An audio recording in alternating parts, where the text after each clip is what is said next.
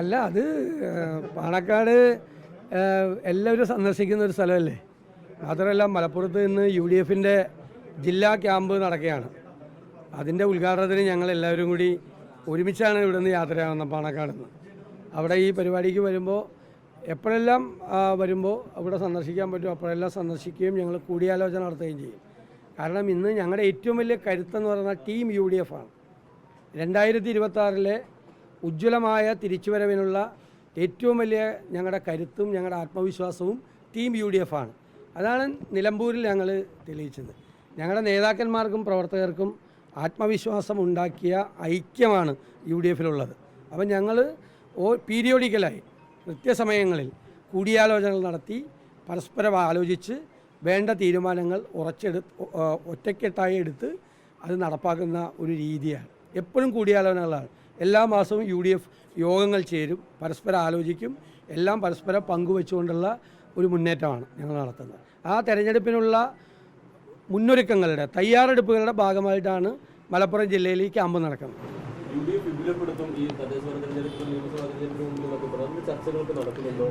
അല്ല, ഞാൻ പറഞ്ഞല്ലോ, അത് വിസ്മയം ഉണ്ടാവും, ഒരു സംശയം വേണ്ട. തെരഞ്ഞെടുപ്പിന് മുമ്പായി UDFൻ്റെ വിപുലമായ അടിത്തറ വിപുലമാക്കും എന്ന കാര്യത്തിൽ യാതൊരു സംശയം വേണ്ട. പക്ഷേ ഇപ്പോൾ ഞങ്ങളതിൻ്റെ വിശദാംശങ്ങൾ ചർച്ച ചെയ്യാൻ ആഗ്രഹിക്കുന്നില്ല. അത് പിന്നീട് നിങ്ങൾക്ക് ബോധ്യപ്പെടും. ആ സമയത്ത് നിങ്ങളെ വിളിച്ചറിയിക്കുക. ആദ്യം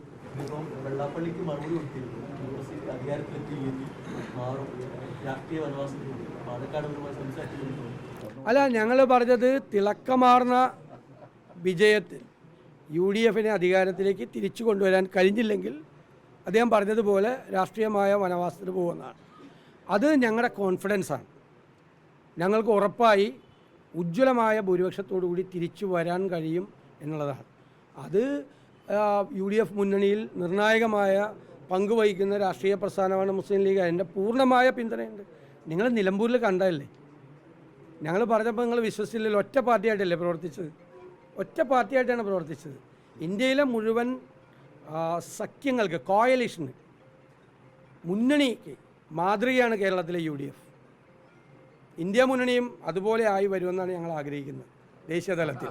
വെള്ളാപ്പള്ളിക്കെതിരെയുള്ള വിമർശനം തിരിച്ചുള്ള കമന്റിലൊക്കെ ഇന്നിപ്പോൾ PM സുധീരൻ പറഞ്ഞത് കോൺഗ്രസ് പ്രവർത്തകരുടെ അന്തസ് പ്രതിപക്ഷ നേതാവിന്റെ പ്രസ്താവനയുടെ മുന്നോട്ട് വന്നു. അതായത് കോൺഗ്രസ് നേതാക്കളിൽ നിന്നും മുതിർന്ന നേതാക്കളിൽ നിന്നൊക്കെ ആ കാര്യത്തിലൊരു പിന്തുണ കൂടി വരുന്നുണ്ട്. അല്ല, അത് ഞാൻ സംസാരിക്കുമ്പോൾ കോൺഗ്രസിനെ റെപ്രസെൻ്റ് ചെയ്തും UDFനെ റെപ്രസെൻ്റ് ചെയ്താണ് പറഞ്ഞത്. അവർ ഒരു സമുദായത്തെയും ഒരു ജില്ലയെയും ഒരു രാഷ്ട്രീയ പ്രസ്ഥാനത്തെയും അധിക്ഷേപിച്ചുകൊണ്ട് സംസാരിച്ചപ്പോൾ നമ്മൾ മിതമായ വാക്കുകളിൽ അങ്ങനെ പറയരുത്. ശ്രീനാരായണ ഗുരുദേവൻ പറഞ്ഞിരിക്കുന്നത് എന്താണ്, എന്ത് ചെയ്യരുതെന്ന് പറഞ്ഞിരിക്കുന്നു, എന്ത് പറയരുതെന്ന് പറഞ്ഞിരിക്കുന്നു. അത് ദയവീത് അങ്ങ് പറയരുത് എന്ന് വിനീതമായിട്ടാണ് പറഞ്ഞത്. ഞങ്ങൾ പറഞ്ഞത് ഞങ്ങൾക്ക് ആരോടും വ്യക്തിപരമായ പ്രശ്നങ്ങളൊന്നുമില്ല. പക്ഷേ ഏത് തരത്തിലുള്ള വർഗീയതയെയും ഏത് തരത്തിലുള്ള വിദ്വേഷ പ്രചരണത്തെയും UDF ഒറ്റക്കെട്ടായി നിന്ന് എതിർത്ത് തോൽപ്പിക്കും. കോംപ്രമൈസ് ഇല്ല. ആരുമായിട്ടും അത്തരം കാര്യങ്ങൾ പറയുന്ന ആരുമായിട്ടും കോംപ്രമൈസ് ഇല്ല. ഇതിൻ്റെ പുറകിൽ CPM ഉണ്ട് ഇതിൻ്റെ പുറകിൽ. പക്ഷേ CPM ഒരു കാര്യം ആലോചിക്കേണ്ടത്, മുസ്ലിം ലീഗിൻ്റെ ഒരു പ്രസക്തി എന്താണ് എന്ന് തിരിച്ചറിയണം. മുസ്ലിം ലീഗ് ഉണ്ടാക്കിയിരിക്കുന്ന ഒരു രാഷ്ട്രീയ പരിസരമുണ്ട്. മുസ്ലിം ലീഗിന് തീവ്രത പോരാ എന്ന് പറഞ്ഞുകൊണ്ട് വന്ന എല്ലാ ശക്തികളെയും പ്രോത്സാഹിപ്പിച്ചുള്ള CPM ആണ്. INL വന്നപ്പോൾ INLനെ പ്രോത്സാഹിപ്പിച്ചു. മുസ്ലിം ലീഗ് പോരാ എന്നാണ് പറഞ്ഞത് അല്ലേ. NDF വന്നു, പോപ്പുലർ ഫ്രണ്ട് വന്നു, മതരാഷ്ട്രവാദം ആദ്യകാലം പറഞ്ഞ ചില ആളുകൾ വന്നു. അവരെയൊക്കെ CPM കൂട്ടി നിർത്തി. അതായത് ലീഗ് മൃദുത്വമാണ്, ലീഗിന് തീവ്രവാദം ഇല്ല എന്ന് പറഞ്ഞ് ലീഗിൽ നിന്ന് പുറത്തു വരികയും പുറത്തുനിന്ന് ലീഗിനെ എതിർക്കുകയും ചെയ്ത എല്ലാ ശക്തികളെയും കൂട്ടിപ്പിടിച്ചവരാണ് CPM. ലീഗ് കേരളത്തിൽ മതസൗഹാർദ്ദം ഉണ്ടാക്കാൻ എല്ലാ കാലത്തും ശ്രമിച്ചിട്ടുള്ളതാണ്. അത് നമുക്ക് ബാബറി മസ്ജിദ് തകർന്നപ്പോഴും അറിയാം. അന്ന് ശിഹാബ് തങ്ങൾ ചെയ്തതുപോലെ ഇപ്പോൾ സാദിഖ് അലി തങ്ങൾ മുനമ്പം വിഷയം വന്നപ്പോൾ ഇപ്പോൾ മുനമ്പത്ത് നിന്ന് BJPക്കാരെ ആട്ടി ഓടിച്ചു, മുനമ്പത്തെ സമിതിക്കാർ. അപ്പോൾ തങ്ങൾ പറഞ്ഞതും മുസ്ലിം ലീഗ് പറഞ്ഞതും UDF പറഞ്ഞതും എല്ലാമായിരുന്നു ശരി എന്ന് യാഥാർത്ഥ്യമായി. അപ്പോൾ അതാണ് പ്രസക്തി. അത് വർഗീയതയ്ക്കെതിരായിട്ടുള്ള പോരാട്ടമാണ്, വിദ്വേഷ പ്രചരണത്തിനുള്ള എതിരായിട്ടുള്ള പോരാട്ടമാണ്. ഞങ്ങളുടെ സ്റ്റാൻഡ് സ്ട്രോങ് സ്റ്റാൻഡാണ്, കോംപ്രമൈസ് ഇല്ല. വർഗീയ വിദ്വേഷം ഉണ്ടാക്കാൻ ആര് ശ്രമിച്ചാലും അതിനെ ശക്തിയായി ഞങ്ങൾ ഒരുമിച്ച് നിന്ന് എതിർക്കും. കന്യാസ്ത്രീകളുടെ അറസ്റ്റുമായി ബന്ധപ്പെട്ട് BJP ഒരു സംഘത്തെ അയക്കുന്നുണ്ട്.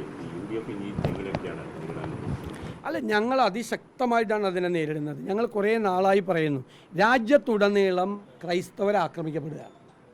ക്രൈസ്തവ ദേവാലയങ്ങൾ ആക്രമിക്കപ്പെടുന്നു, സ്ഥാപനങ്ങൾ ആക്രമിക്കപ്പെടുന്നു, ക്രിസ്മസ് കൂട്ടായ്മകൾ തടസ്സപ്പെടുത്തുന്നു, പ്രാർത്ഥന കൂട്ടായ്മകൾ തടസ്സപ്പെടുത്തുന്നു. നിരവധി വൈദികരും പാസ്റ്റർമാരും ജയിലില്ല.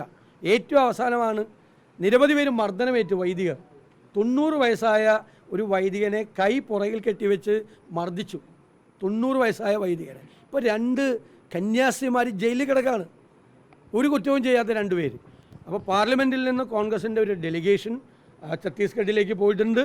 കേരളത്തിൽ നിന്ന് ആ 2 കന്യാസ്ത്രീമാരെ പ്രതിനിധാനം ചെയ്യുന്ന നിയോജക മണ്ഡലങ്ങളിലെ MLAമാർ ശ്രീ റോജി M. ജോണും ശ്രീ സജീവ് ജോസഫും അവരും ഛത്തീസ്ഗഡിലേക്ക് പോയിട്ടുണ്ട്. ഞങ്ങൾ അതിൻ്റെ കൂടെ ഉറച്ചു നിൽക്കും. അവിടെയെല്ലാം ഈ കുഴപ്പം മുഴുവൻ കാണിക്കുന്ന ആളുകളാണ് ഇവിടെ കേരളത്തിൽ ആട്ടിൻ തോലിട്ട ചെന്നായിക്കളെ പോലെ വന്ന് ക്രിസ്മസിന് ഈസ്റ്ററിന് കേക്ക് കൊടുക്കാൻ പറ്റുന്നത്. അതാണ്, ആ പൊള്ളത്തരമാണ് തുറന്നു കാട്ടപ്പെട്ടത്. ആ പൊള്ളത്തരം അതാണ്.